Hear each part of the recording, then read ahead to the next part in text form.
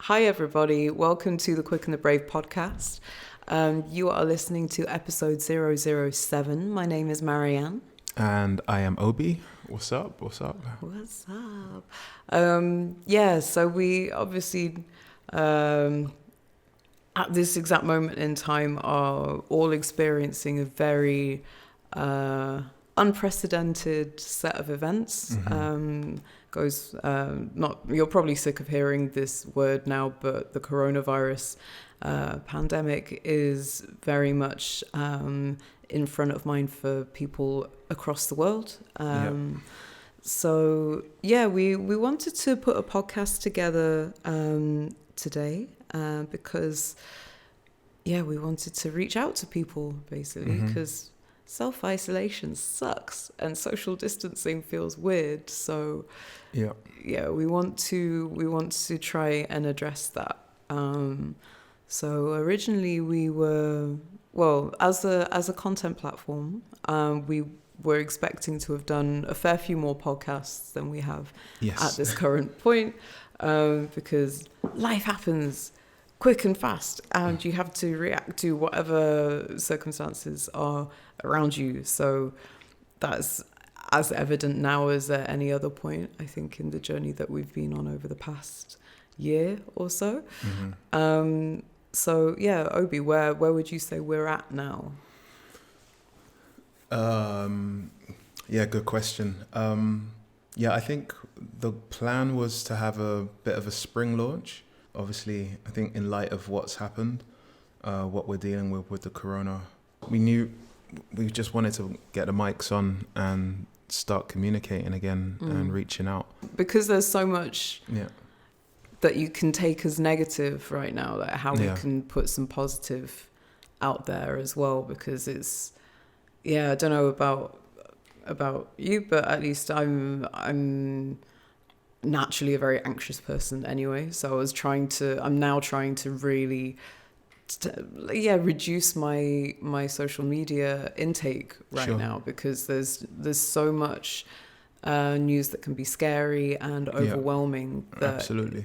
It's like, well, why not put something out there? And we've kind of already seeing a lot of people trying to do something similar, like putting on free online classes, like yoga classes and twerking classes and all that kind of stuff. So to be able to contribute to people feeling more connected at this time when there's literal distancing that has to happen between us physically, then how we can bridge that gap.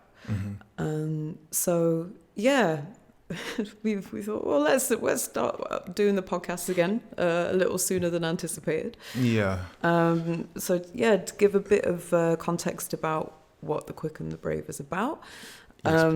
We are an alternative media platform that represents, inspires and builds community in Amsterdam. And everything that we want to talk about, create and put out there is about culture, inclusivity and sustainability. So things that we feel are very, things that we really want people to be able to connect with at a time when there don't seem to be any rules anymore. Everything's a bit a bit Mad Max. A bit Mad Max, a bit chaotic. Nothing, it seems, in control. So any way that we can contribute to make people feel included and taking care of themselves, that's really important. Bringing some calm in the chaos. Yes, please. Right. I feel like yoga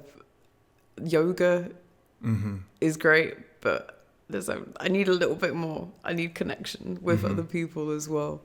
Well, I hope that through these podcasts, whilst we're here, whilst we have this period of isolation, that we can really, somehow just be a bit of a bridge and help to connect with people. It just sucks. It sucks to know that there's so many people at home who are stuck. Having to work from home or having to balance work with kids, etc. Like everything's just been turned upside down on its head, and I think yeah, we're all naturally worried, and I think that as much as we don't want to try and lean towards things that make us anxious, etc., it's constantly in our minds. You know, like every conversation over dinner, breakfast, lunch.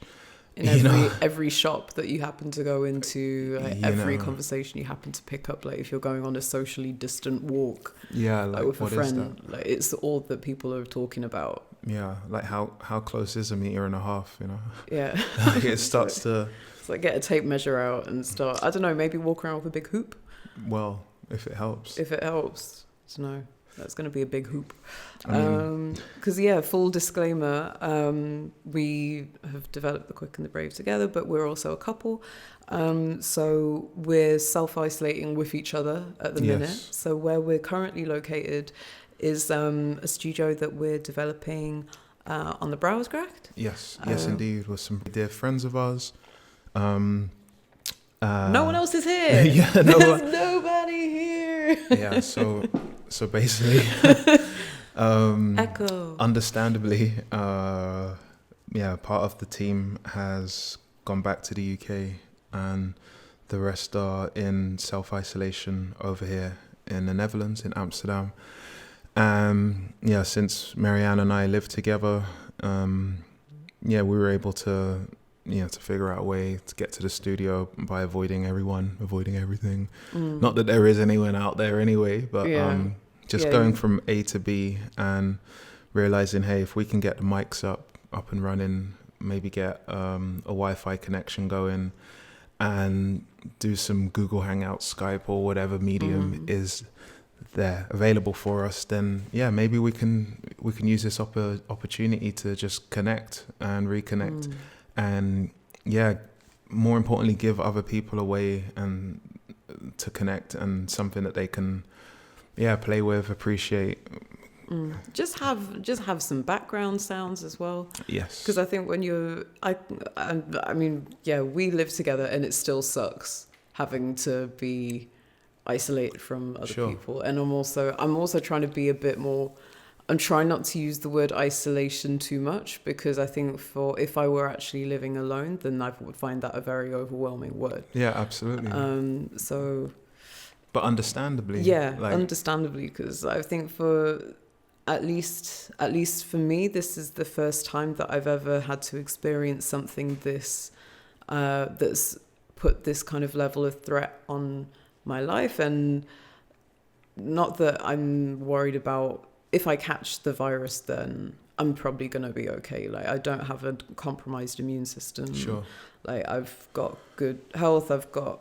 I'm in a country where there's a good medical infrastructure, so I'm not worried about it myself, but it's then knowing that other vulnerable people could be compromised because of my actions. Yeah. And that's something that I find... That's crazy. It's crazy. And I think it's awakened up a lot of, I'm hoping it's awakened in people a sense of responsibility towards other people and community, because it's like this huge looming thing. Obviously in China, it's been something that's directly impacted people's lives since so many months ago. Since the first case. So for us, it's kind of like seeing like this little pinprick on the horizon, and then it's looming and getting bigger, and you're like, oh my God, like what is this thing? And then you're just like, how can we protect vulnerable people? And that's kind of what I'm trying to process in my head as well. Yeah, well, no one's ever had to prepare for anything like this before. So, and when we think of what it means for someone to be vulnerable or just a passive carrier of this disease, it's an absolute head fuck, you know? Like completely. We have elderly neighbors, and you think just passing someone in a hallway, you know, in a walkway. Or, you know, at what point do you actually, if you wanted to go back home, you know, if home's not Amsterdam or whatever, and you want to go and join your family, if you've been exposed to this virus. And you don't know it yet, because you don't know if you're positive either. So then you could be unwittingly exposing your most loved people to something without any intent with no intention of that happening. It's crazy. It's my cuticles are like a little desert right now. They're just dry from the amount of hand washing that I've been doing, because I'm like, I don't want to risk other people. Yeah. So just wash hands. And I think it's very hard to articulate even our own personal feelings about this, because it's an ongoing thing, but also because it touches so many parts of life that you, at least as far as I'm aware, most people take for granted. So the fact that it can impact your physical and your mental health, it can affect your finances, your employment options, your family, your neighborhood, whole neighborhood, like a whole economies, and you're like, oh my god, it's very, very complex, and that's why you can't avoid it, because it touches so much of life. But are we being paranoid now? Like, even with this conversation, like how much of what we're going through is real, and how much of it is in our minds? Like how much, you walk down the street, and if you see someone, do they kind of move away a little bit? Is there a lot of... do you find yourself like holding your breath when you walk past people? Because I've found that randomly. I was like, why am I holding my breath when I walk past people? Yeah. Or you hear someone sneeze further down the street, and you're like, start okay, sprinting. get a pace on, because even though it's probably not that you're probably not at risk from someone sneezing at this point when you're walking down the street. Absolutely. But at the same time, we do know people who have lost loved ones and who are going through it now, and who have been directly impacted. Like, so we know that it isn't a joke, even if we want to try and find a happy way out. This is the reality. It's been 1 week now. At least in the Netherlands, only speaking for the Netherlands, because the rest of the world is too much to think about. True. Really, like, just only for now, like 1 week in the Netherlands. Like, what's the impact? If I think about parents now, what time is it? It's 4:30 on a Sunday. And they're probably thinking about how their next week, and they're going to drop the kids off to school, and oh, it's been nice hanging out with these kids, but school tomorrow and back to work. But but they're at home. Because I think that's the thing also, that because it's only, at least in the Netherlands, it's been a week. In the UK, where we're both originally from, it's been considerably shorter, which is a whole other thing, which is kind of scary too, that the actions seem to have taken so much longer to happen. But I digress. But at least it's been 1 week in the Netherlands that self-quarantine has been mandatory, basically. So it still kind of feels like a holiday period. And I can only imagine, say, with kids with families, like how that must feel, realizing, okay, shit, like I might actually have my children might not actually go back to school potentially until September. Wow. Because you can't take those kinds of risks, like having children recongregate in school until the epidemic is completely gone. But do you believe that? I mean, it's a possibility. I don't know if, obviously no one knows if that's going to be the case, but it is a real possibility that other institutions might not open until the next academic year. But you see, as far as I know, with kids, they don't show signs. But so many nurses, doctors, firefighters, police, whoever, managers of Yumbo staff, truck drivers, delivery men, have all got children. Exactly. It's not just the well-to-dos working in creative industry. It touches every class, every financial bracket, But with those children now not being able to be schooled, not having the breakaway, like, what impact does it have on the city, on the economy? if you have 4 kids even, Mm. one, but even just having 4 kids, Whoa, 5 kids? If it's 8. Okay. Let's say just having children, and you've got deadlines at work, you've got all sorts of stuff All to sorts manage. of challenges. How does the juggle work? You know, like, how? Yeah. I mean, I guess we'll find out over the next few weeks, and hopefully it doesn't go on for months and months. But what if it does? But if it does, then I guess we're gonna have to see what happens as time progresses. Mm-hmm. But yeah, suffice to say, Yes. obviously, big sigh, everybody. And yeah, that's without even thinking about the impact on elderly people. Yes. People who are vulnerable, like have compromised health. Mm-hmm. So there's a lot of anxiety. There's a lot of what can tip over into very genuine fear.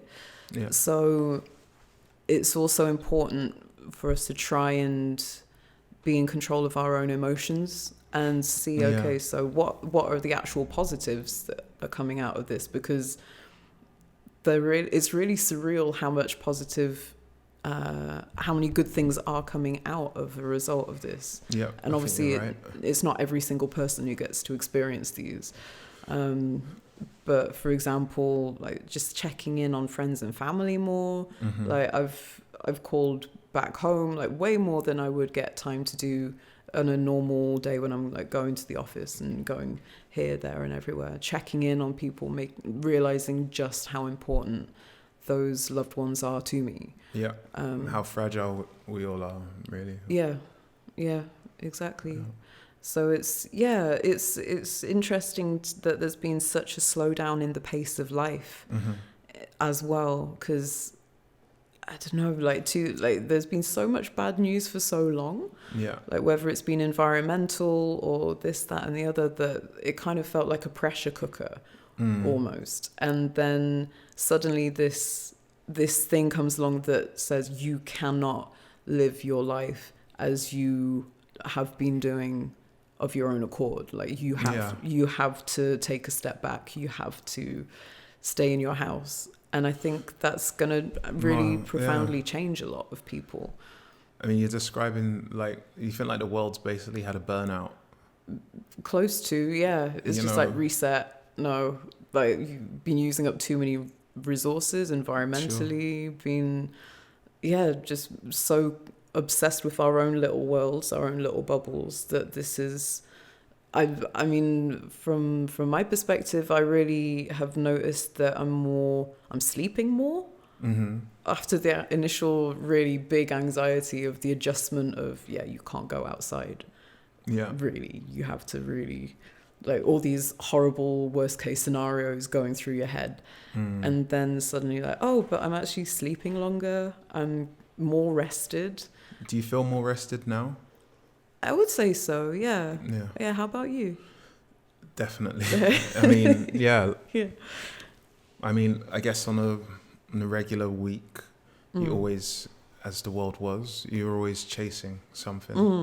You know, chasing a deadline, running away from a problem or obstacles, running up hills, trying to get to this goal, and feeling like everything slows down, paused, or reset, however you want to see it. Like, definitely gives you a chance to just reflect a bit and just to kind of see where you are. A few more hours of sleep, you know, you kind of, and that's what's so interesting and maybe powerful about this moment, is that we have been sprinting like every single day in the West or around the world, but you know, we have just been sprinting, and the moment that you realize that no one else is out, the streets are absolutely quiet, people are just, it's like a national mourning, and people are just kind of taking things really slowly because we don't know, you know, it's the great unknown, and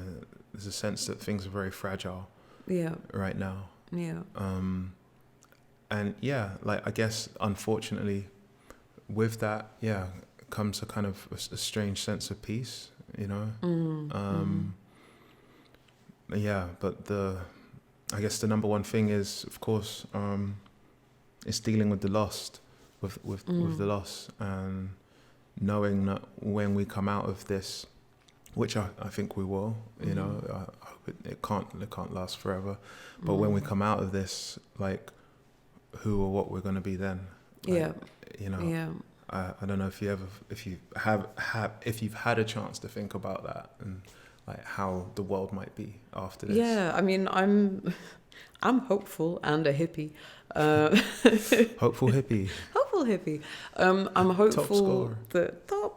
I'm really hopeful that in a generalized way, people will be more mindful, of more vulnerable members of society. Yeah. B, of the work that, say, medical services, like critical work that is done, that is very much unsung behind the scenes, that people don't appreciate typically. Everything. It's all of it, right? All of it. From like, nurses, street cleaner, from street cleaners to office cleaners, because like, if you think of, say, in the Netherlands, the government passed last week that if you work in an office, that you need to work from home. But there's also where there have been offices where there's been a confirmed case, then who is going to go and clean the office and make it make it safe and make it sanitized? Like, it's going to be a cleaner who is not someone who can necessarily, just someone who's at the forefront of actually something so big. Absolutely. So having more appreciation for those people who put in so much work and don't get the props for it, basically, and maybe also don't have the support network to financially. What have you seen more of outside? Like, what have you noticed more of? I mean, curious. How do you mean, like out in the mean streets? Yeah, just in terms of how people are with each other, but like, or in terms of like, what have you noticed for yourself? I would say that I've noticed people, like, on the one hand, you've got people who are a bit more wary of each other, but in equal measure, I've seen people, and I've noticed myself doing it more, like saying hello to people more in the street, because you don't see anybody out at night.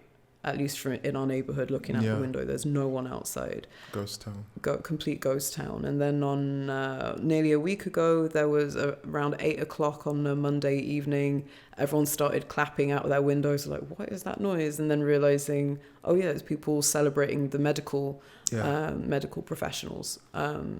Just showing some solidarity. I think that's the thing that I'm really most interested to see if that continues. And I hope it does, when some sense of normality, whatever that ends up looking like, when that returns. What about you? Have you noticed more of a sense of community amongst people, or? Yeah, I think so. I think so. There's maybe a bit of both. It's a funny one. I feel like there's been an extreme in both. Because we don't have the touch elements anymore. People are almost tempted to touch more. Always you want to find a way, whether it's the elbow bump or now with the foot tap, whereas you could just be like, hey, it's okay. We don't have to touch, but there's a need, and you really realize that if this was just the way that society was from here on, that it just couldn't work. You realize how much you need other, you know, something as small as like writing a note to our downstairs neighbor, writing a note to our downstairs neighbor who's elderly, and just because you worry for them. And I wouldn't have worried about him before in the same way. Of course, he was still old before, but now hoping and thinking like, is he gonna have the right support he needs? You know, is he okay? Like, can we take care of him? Or randomly calling up my godparents, who I haven't spoken to in 15 years. Since you were more or less a teenager. Yeah, just to let them know I'm thinking about them. Yeah. Like, so yeah, maybe the consideration feels larger. Like, people don't feel so in a rush. You know, like I've seen it like coming off of a tram, people just barging, going backwards and forwards. Now everyone gives each other lots of space. So no, after you. After you, don't breathe in my face. After you. They're just like, okay. You know, but no, all jokes aside, you know, like yeah, I think people realize that they need each other more, and that we're in a battle with an element that's bigger than anything else that's out there. Yeah. Like, this is really us against this virus, and us being all of humanity. Yeah. Where we go after this, you know, who knows? I think that's really what the test is going to be. Yeah. Like, how things are handled. Yeah. Yeah, because I am really hopeful that we can take all of this as a lesson and put it into real progress that allows us to balance a certain living standard with balancing with the resources that we have available to us, because I'm sure most people listening, if you haven't, you should check it out, have seen pictures in Venice, because obviously there's no tourists anywhere, like fish have come back, the waters are running clear, there's dolphins along the coast outside the city. Even I had a friend mention to me the other day that someone saw a seal in the eye. And it was like, I don't know. The Eye Museum, Amsterdam. Not in the museum, in the river. But yeah, seeing the smog clearing across China as well is like, this inner hippie of mine is really at odds with the human impact we are nature, so people just need to remember that, basically. But if you have, just being reminded that we aren't taking care of the planet properly, and if there's at least some good that can come out of this, setting aside the grieving that people are going to unfortunately experience, the strain on medical resources, like economic issues that are going to arise, at least if we can keep that positive in mind of a growing sense of community and more environmental purpose, then I hope that can be something that happens. At least that's my little utopian view. But let's see what happens, because we need to learn lessons from it. It's too big a thing for us to just ignore what happened. No, absolutely. What's happening. It's I guess we almost have a duty right now. And again, I think just going back to this podcast and this setup right now, as we're seeing it, we've only just moved into the studio to our new Brouwersgracht location. Brouwersgracht. I love listening to you pronounce it. It sounds right. different every time. Brewers Canal. The Brewers Canal in the Jordan. Not the Jordan. Not Jordan. No. And you know, I think you're an absolute great host. Ta. Yeah, right. It's very sweet of you. And I'd much prefer to be behind the camera than behind a microphone, to be honest. Funny you should mention that. But this is actually what it is, like right now, you know. That's how serious it is. You know, this self isolation, social distancing. It's effing crazy. And I think what I'd really like to do from this experience and to be able to share with the people listening to this is to, like to bounce some ideas around on how we can maybe open that net and get to connect with people, because let's create some positive, because there's so much information out there anyway, and as much as you can try and be like, oh yeah, I take all of this media in general with a pinch of salt because I see through it, like whatever, cool, but it's still going to affect you, because how can it not? Like everyone has family. Absolutely. Well, most people have family, they have friends, they have colleagues, and everyone knows someone that they're worried about, if not themselves.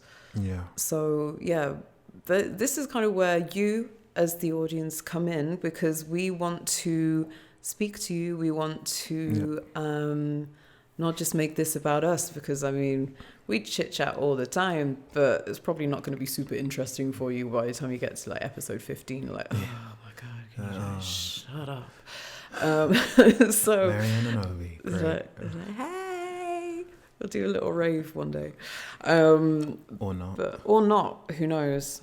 Or what we can do is we want to basically speak to people about your different experiences, however coronavirus has impacted your life personally. So we're going to do live link ups, so you can do this remotely. Social distancing, gotta be conscientious of that.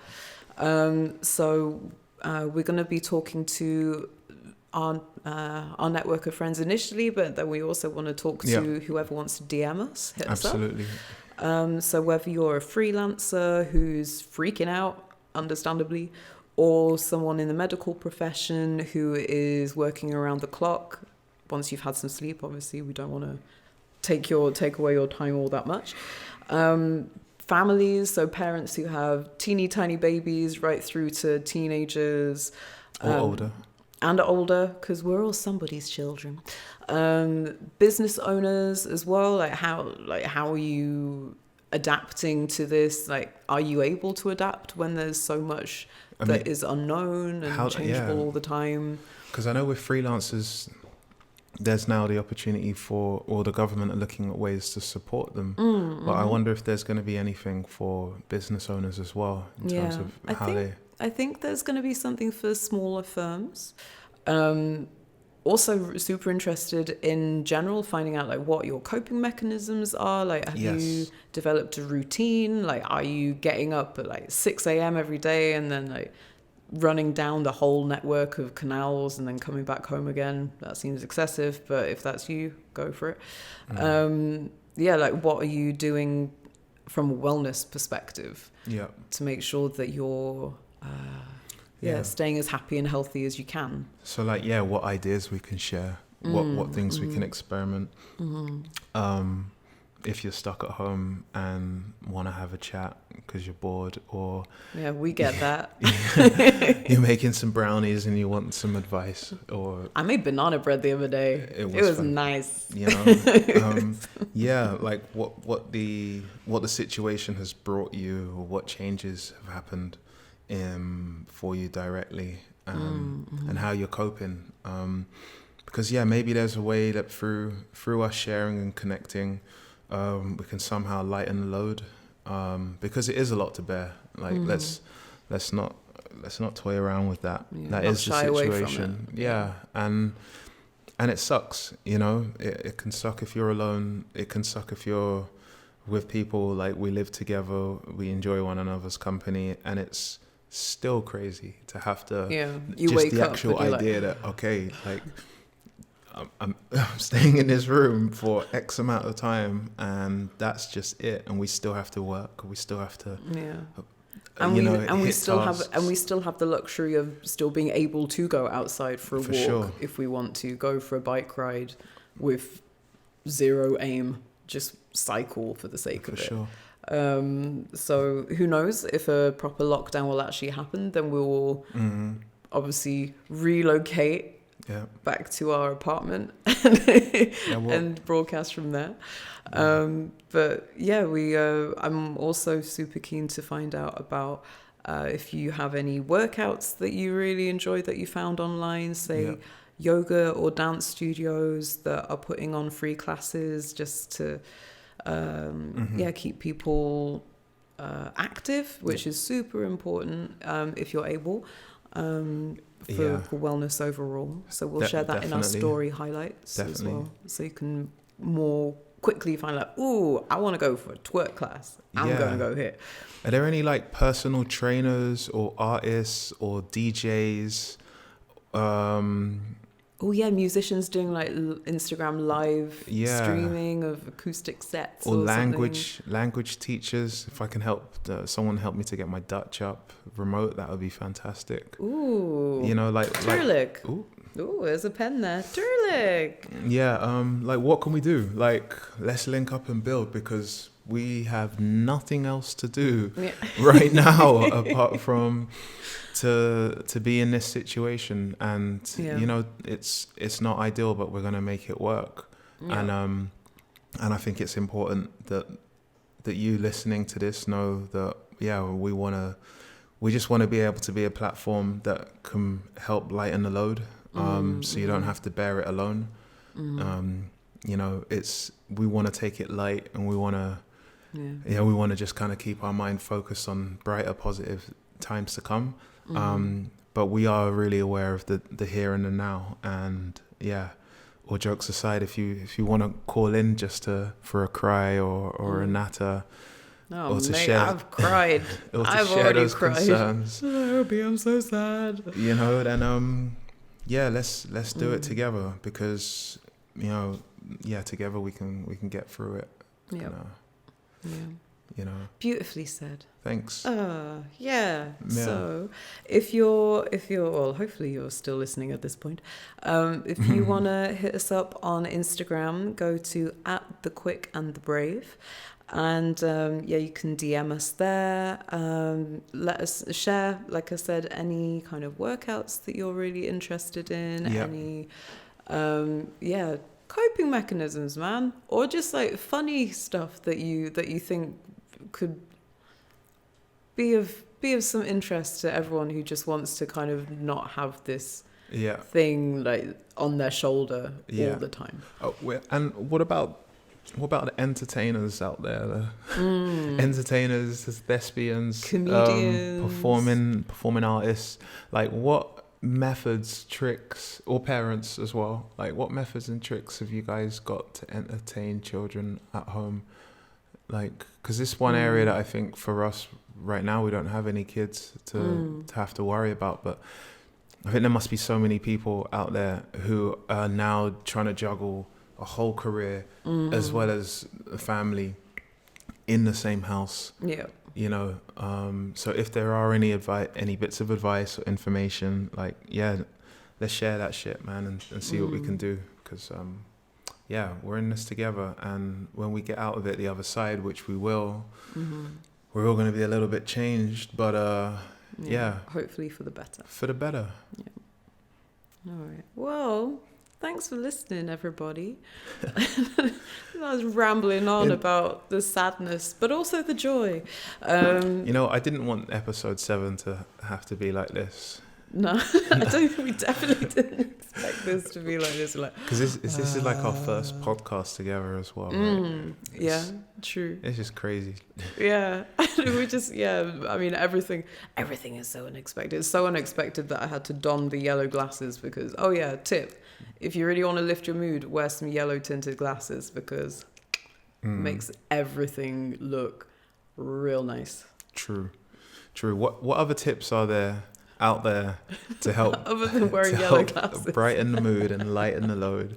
We would love to hear. Get at us. So we'll love you and leave you right now. One last time, the Instagram is @thequickandthebrave, and you can listen to us on all the usual podcast outlets. You can find us, you'll find this whole interview on YouTube. We're going to be putting more content out.